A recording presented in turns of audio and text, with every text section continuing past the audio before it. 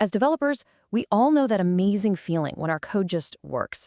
But let's be honest, we've also felt that sinking feeling when a simple project starts to spiral, getting all tangled up, messy, and just plain hard to manage.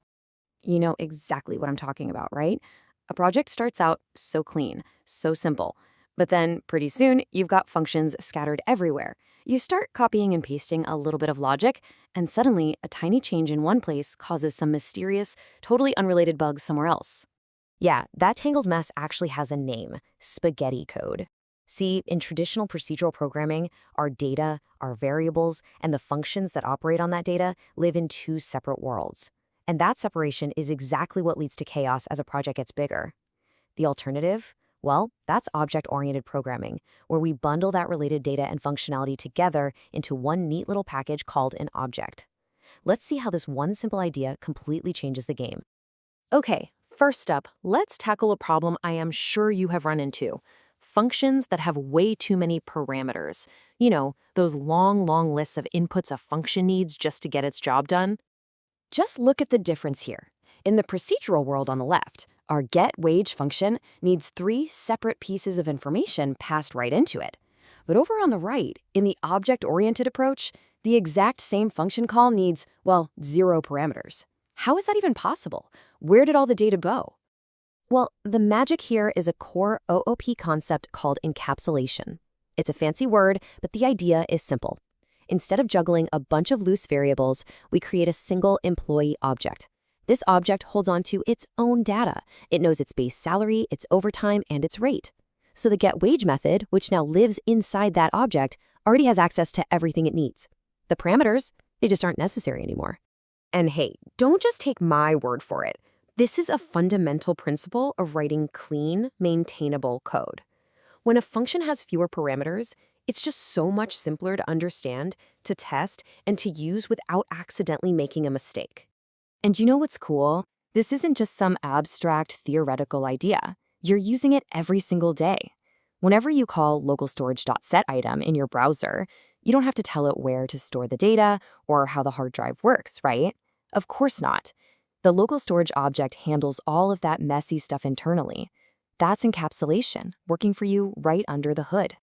All right, let's move on and tackle our next big coding headache, one that builds directly on this idea of objects: the absolute pain of writing the same chunk of code over and over and over again. So picture this. You're building a user interface, and it has a bunch of different elements. You'll probably notice pretty fast that they all share a lot of the same DNA, a lot of the same common features. I mean, think about it. A text box, a checkbox, a drop-down list, they all need basic features like being clickable or being hidden or shown. Writing all that code from scratch for every single one of them isn't just boring, it's a guaranteed way to introduce bugs.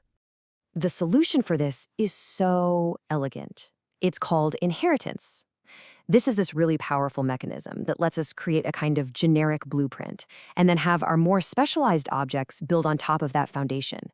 They get all that common functionality for free without us having to rewrite a single line of code. So here's how it works. We define all that common code just once in a generic HT-element object. Then our text box and our checkbox objects simply inherit from it. And boom, instantly, they have all those shared features. The big takeaway here is so simple. Don't repeat yourself. Let inheritance do all that heavy lifting for you. Okay, finally, let's talk about one of the ugliest things you'll find in procedural code: those massive, clunky, hard-to-read switch statements. You know what I mean. On the left, we've got that classic procedural nightmare. Every single time we invent a new UI element, we have to go back to this one giant block of code and add another case. It is a maintenance disaster that just gets worse and worse over time. Now, look at the right. A single, clean, beautiful line of code. So how does that work? This is the incredible power of polymorphism. The word itself gives you a clue, right? Poly means many, and morph means form, so many forms.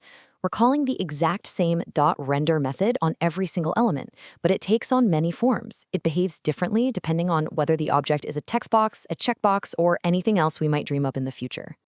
And what this does is it creates this massive shift in responsibility.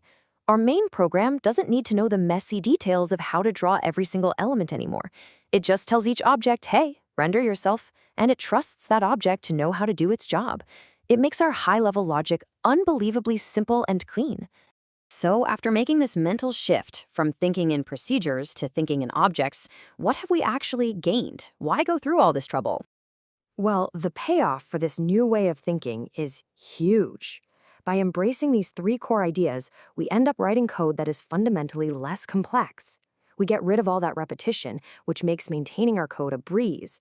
And we create these little self-contained, reusable objects that act like Lego bricks, letting us build bigger and better applications faster than ever before.